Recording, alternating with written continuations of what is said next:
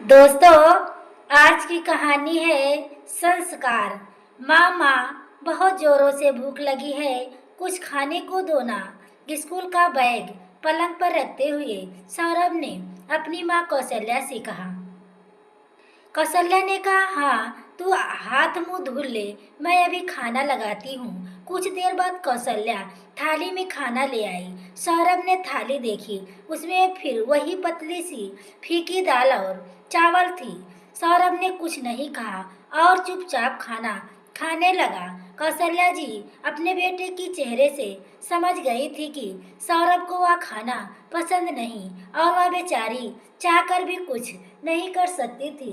कौशल्या के पति को इस दुनिया से गए 1 माह हुए थे। कौशल्या के पति एक फैक्ट्री में काम करते थे।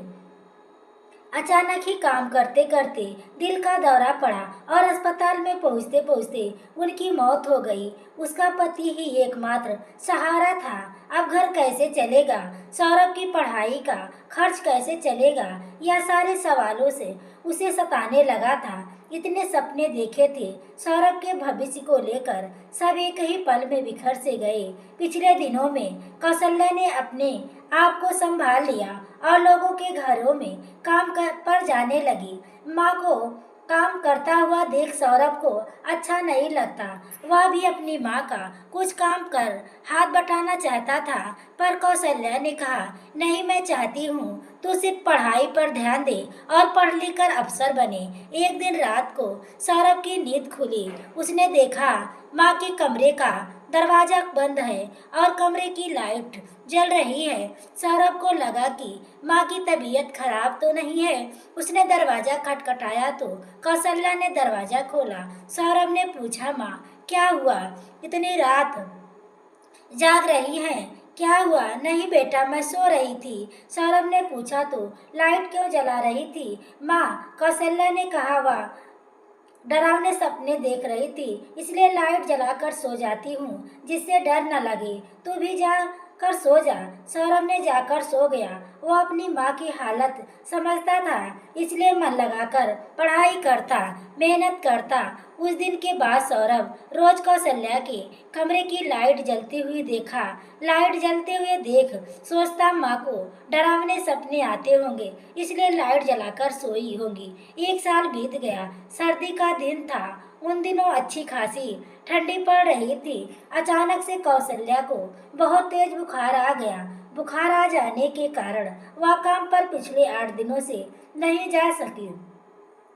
दिन ब दिन कमजोरी भी आती जा रही थी। सौरभ के जोर देने पर कौशल्या उसके साथ पास ही अस्पताल गई। वहां डॉक्टर ने कुछ टेस्ट करवाने की कहा। फिर सौरभ और कौशल्या ने टेस्ट करवाया। वे टेस्ट बहुत ही महंगे थे।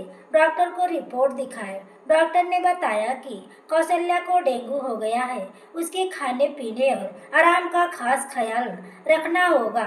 जरा सी लापरवाही नहीं होनी चाहिए और दवाइयाँ भी लिख दिया। डॉक्टर को दिखाकर दोनों माँ बेटे घर आ गए। घर आने के बाद सौरभ ने कौशल्या से कहा, माँ रुपए दे दो, मैं मेडिकल से जाकर दवाई ले आता हूँ। कौशल्या ने जाकर रुपए का डिब्बा खोला। उसमें मात्र 200 रुपये थे।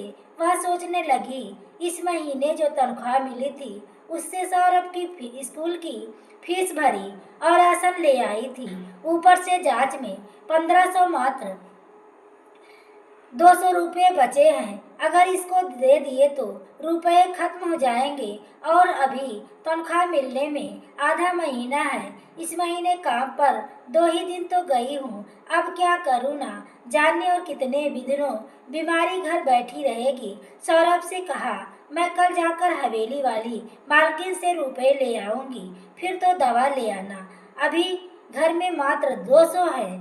सौरभ ने कहा, ठीक है माँ। अगले दिन कौशल्या जिन 4 घरों में काम करने जाती थी वहाँ रुपए मांगने आ गई, पर सबने उसे यह कहकर लौटा दिया कि 15 दिन तो यूं काम पर नहीं आई और अभी महीना खत्म होने में 14 दिन बाकी है, तो किस बात का पैसा दे तुझे। कौशल्या ने सबसे एडवांस भी मांगा पर सबने इनकार कर दिया।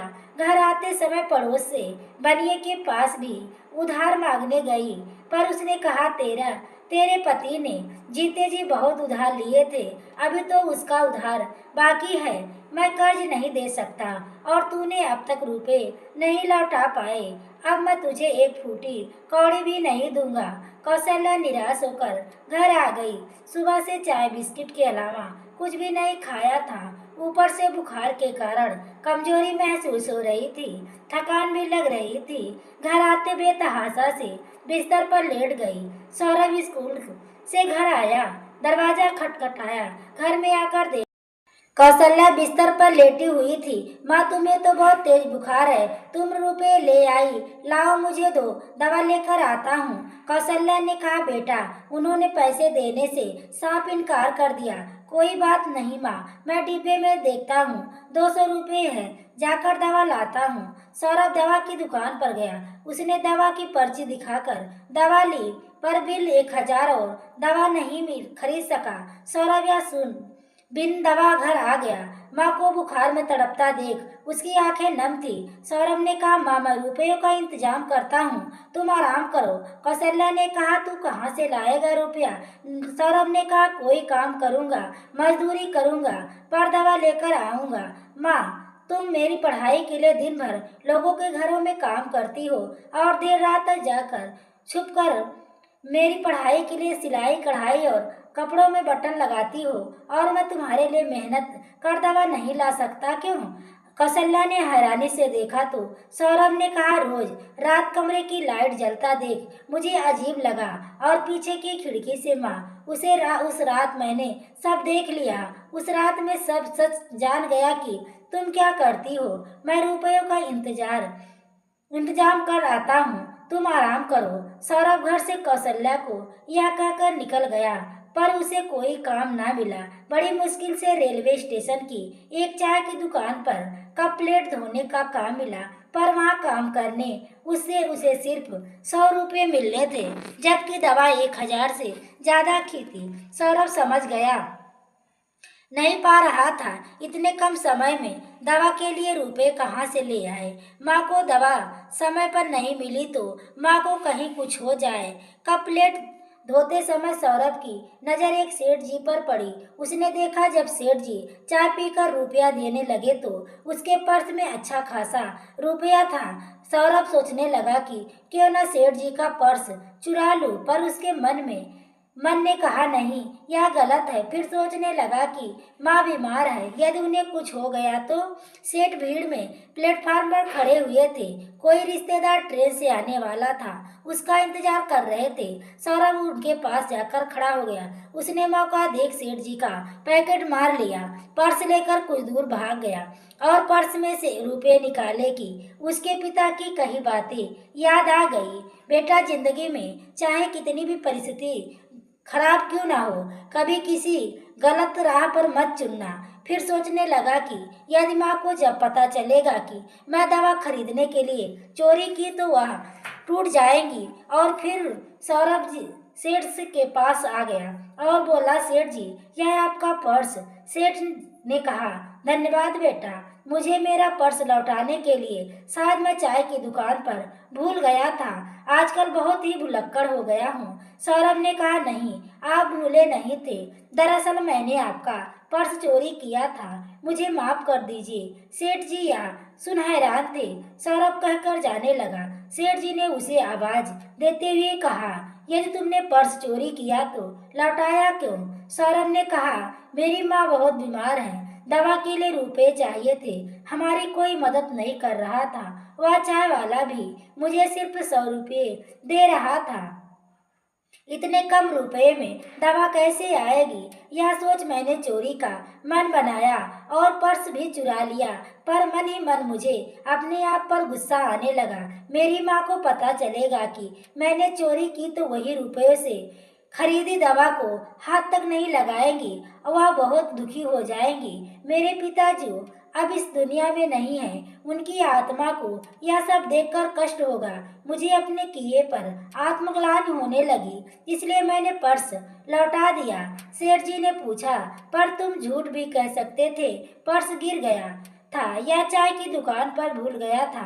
सौरभ ने कहा, मेरे माता पिता ने मुझे कभी झूठ बोलना नहीं सिखाया। सौरभ हाथ जोड़ माफी मांगने जाने लगा। फिर सेठ जी ने उसे आवाज लगाई और कहा, रुको, मैं तुम्हारे साथ तुम्हारे घर चलना चाहता हूँ। सेठ जी ने अपने ड्राइवर को कहा कि वह उनके रिश्तेदार को घर ले जाए और वह खुद सौरभ के साथ उसके घर गए। सेठ जी देखना चाहते थे कि क्या ये फंसा रहा है, क्योंकि आजकल की दुनिया जल्दी भरोसा करने लायक नहीं है। सेठ जी ने देखा सौरभ की माँ बुखार से तड़प रही है। वे सौरभ को ले दुकान पर गए और उन्हें सारी दवाइयाँ दिलवाई और अपना फोन नंबर पता देते हुए कहा, कोई जरूरत हो तो फोन कर देना।